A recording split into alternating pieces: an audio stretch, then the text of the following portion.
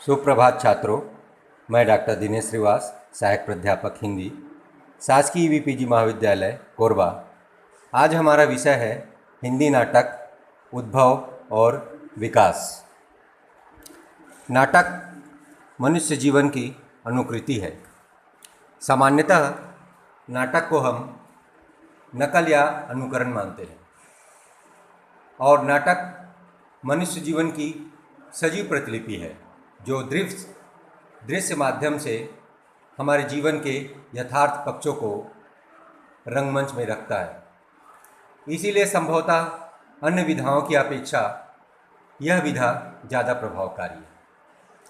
हिंदी नाटक के पूर्व संस्कृत नाटक में भी नाटकों की परंपरा थी। हिंदी नाटक के विकास की बात करें तो भारतेंदु युग के पूर्व भी अनेक नाटक लिखे गए।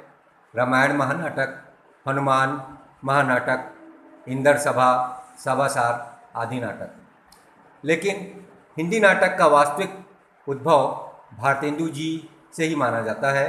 भारतेंदु युग से ही हिंदी नाटकों का वास्तविक उद्भव माना जाता है। भारतेंदु युग में भारतेंदु जी ने नाटक रचे, नाटक का अनुवाद किया, संस्कृत के नाटकों का अनुवाद किया, हिंदी के नाटकों का अनुवाद किया और उनके कुछ प्रसिद्ध नाटक जिसमें से नील देवी, प्रेम जोगनी, सत्य हरिश्चंद्र काफ़ी प्रसिद्ध हुए। भारतेंदु ने स्वयं अपने एक परंपरा को हस्तांतरण भी किया और एक नई परंपरा की शुरुआत भी की। उन्होंने अतीत, वर्तमान और भविष्य तीनों को ध्यान में रखकर नाटकों की रचना की। उनकी नाट्य रचना से प्रभावित होकर उनके मंडल के लेखकों ने भी नाटकों की रचना की। भारतेंदु जी के प्रमुख नाटकों की बात करें तो उनमें चंद्रवती, सत्य हरिश्चंद्र, सती प्रताप, प्रेम जोगनी आदि उल्लेखनीय हैं। ये सब ऐतिहासिक नाटक होने के साथ राष्ट्रीय जागरण के भी नाटक कहे जा सकते हैं। इसके साथ ही इस काल के और प्रमुख नाटककारों में प्रमुख हैं अंबिकादत्त व्यास, जिन्होंने ललिता नामक नाटक लिखा, देवकीनंदन त्रिपाठी, जिन्होंने कंसवध लिखा, ब्रजजीवन दास, जिन्होंने प्रेम बेल लिखा और शिवनंदन सहाय, जिन्होंने कृष्ण सुदामा आदि नाटक लिखे। कुछ नाटक तत्कालीन शासकों के बारे में लिखे गए, जिसमें मुगल बादशाहों की विलास प्रीता और कुछ हिंदू राजाओं के बारे में भी कुछ नाटक लिखे गए। राधा कृष्णदास ने पद्मावती, राधाचरण गोस्वामी ने सती चंद्रावती, प्रेम नारायण मिश्र ने हठी हमीद और श्रीनिवास दास ने संयोगिता स्वयंवर तथा काशीनाथ खत्री ने सिंधु देश की कुमारियों पर आधारित कुछ नाटकों की रचना की।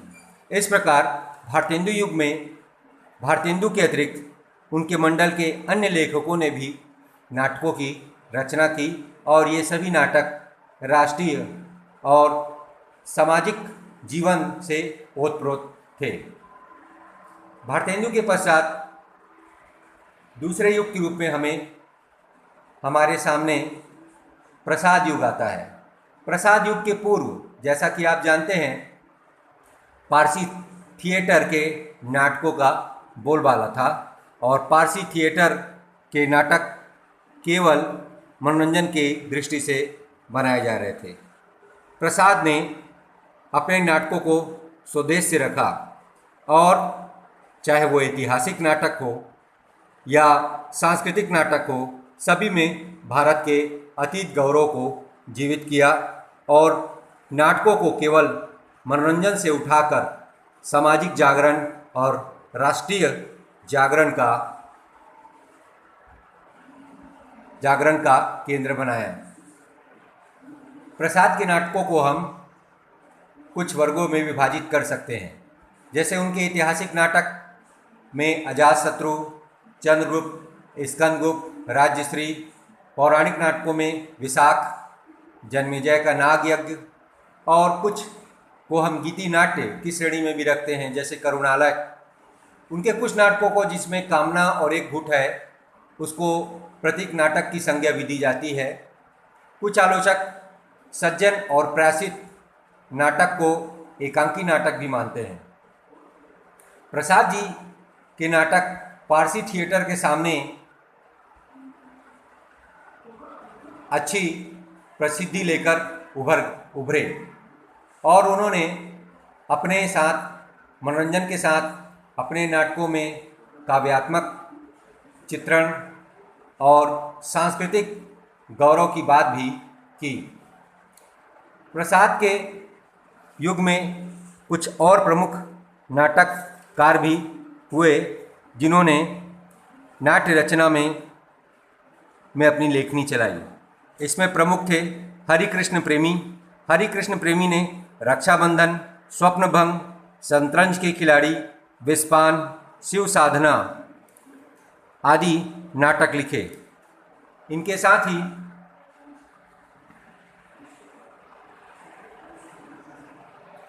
सेठ गोविंद दास, डॉक्टर राम कुमार वर्मा, जगन्नाथ प्रसाद मिलिंद, लक्ष्मी नारायण मिश्र, उपेंद्र नाथ अस्क और उदय शंकर भट्ट जैसे नवोदित नाटककार भी नाटक लिखने लगे।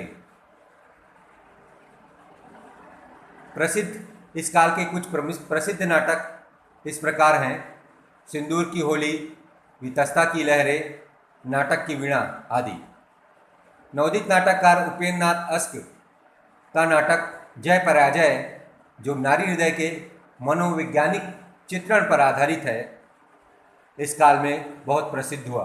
उनका उड़ान और स्वर्ग की झलक तथा अंजो दीदी, जिसमें नारी मन के आंतरिक द्वंद्व को बताया गया है, भी दर्शक श्रोताओं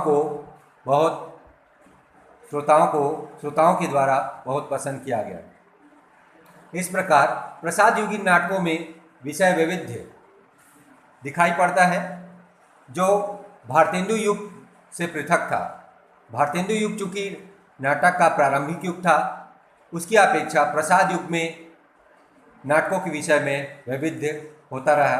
चाहे कथानक की दृष्टि से कहें, चरित्र चित्रण की दृष्टि से कहें, मनोवैज्ञानिक चरित्र चित्रण की दृष्टि से रहें, सभी में नाटक विकसित होने लगे। प्रसाद युग के पश्चात जो अगला युग है वो है प्रसादोत्तर। प्रसादोत्तर नाट्य साहित्य में नाटक को हम कई श्रेणियों में विभाजित करते हैं, जिसमें प्रमुख है राजनीतिक नाटक, सामाजिक नाटक, आर्थिक और सांस्कृतिक नाटक। जगदीश चंद्र माथुर का जो प्रसिद्ध नाटक कोणार्क अपने कथ्य, चरित्र चित्रण, संवाद शिल्प आदि के लिए प्रसिद्ध माना जाता है और यह ऐतिहासिक नाटक भी माना जाता है। इसी तरह अंधा युग, जो धर्मवीर भारती द्वारा लिखित है, और यह महाभारत के युद्ध और महाभारत के युद्ध के पश्चात उपजी स्थितियों का विश्लेषण है, भी काफ़ी अच्छा नाटक है। एक और प्रसिद्ध नाटककार, एक नवोदित नाटककार मोहन राकेश ने भी नाट्य रचना में अपने आप को प्रवृत्त किया और उनके प्रमुख नाटक आषाढ़ का एक दिन, लहरों का राजहंस, आधे अधूरे को ख्याति मिली। उनके आषाढ़ के एक दिन को संगीत नाटक अकादमी पुरस्कार से पुरस्कृत भी किया गया।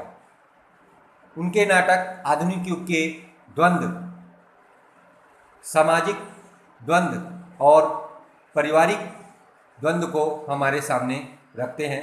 इसके अतिरिक्त इस युग में लक्ष्मी नारायण लाल ने भी कई नाटक लिखे, जिनमें प्रमुख हैं व्यक्तिगत, सूखा सरोवर, यक्ष प्रश्न, अब्दुल्ला दीवाना आदि। आगे के नाटककार जिसमें प्रमुख हैं मन्नू भंडारी, जिन्होंने बिना दीवारों का घर, रमेश बख्शी, दरिंदे, ज्ञानदेव अग्निहोत्री, शुतुरमुर्ग लक्ष्मीकांत वर्मा, आदमी का जहर, विपिन कुमार, तीन अपाहिज आदि प्रमुख नाटक हैं। भीष्म साहनी ने हनुस और कबीरा खड़ा बाजार में तथा गिरिराज किशोर ने नरमेघ, शिव प्रसाद सिंह ने घंटियां गूंजती है, इस प्रकार के नाटक लिखे। इन नाटकों के अतिरिक्त भारतीय लोकनाट्य शैली और लोक भाषा का सार्थक प्रयोग भी नाटककारों ने किया है। इसमें से प्रमुख है सर्वेश्वर दयाल सक्सेना जी ने बकरी, लड़ाई, गरीबी हटाओ, और इसके अतिरिक्त मणि मधुकर ने दुलारी बाई, एक गंधर्व प्रमुख नाटक लिखे। छत्तीसगढ़ के नाटककार शंकर शेष ने भी कई नाटक लिखे। इसमें प्रमुख हैं एक और द्रोणाचार्य, मायावी सरोवर, पोस्टर आदि। इस प्रकार प्रसादोत्तर नाटक लगातार विकसित होता रहा। आधुनिक द्वंद्व के नाटक, मनोवैज्ञानिक द्वंद्व के नाटक और आधुनिक जीवन की समस्याओं को, सामाजिक समस्याओं को, राजनीतिक समस्याओं को रूपायित करने वाले अनेक सरणियाँ प्रसादोत्तर नाट्य साहित्य में विकसित होती रही और वर्तमान समय में भी नाट्य रचना प्रवृत्त है और यह आगे बढ़ रही है। धन्यवाद।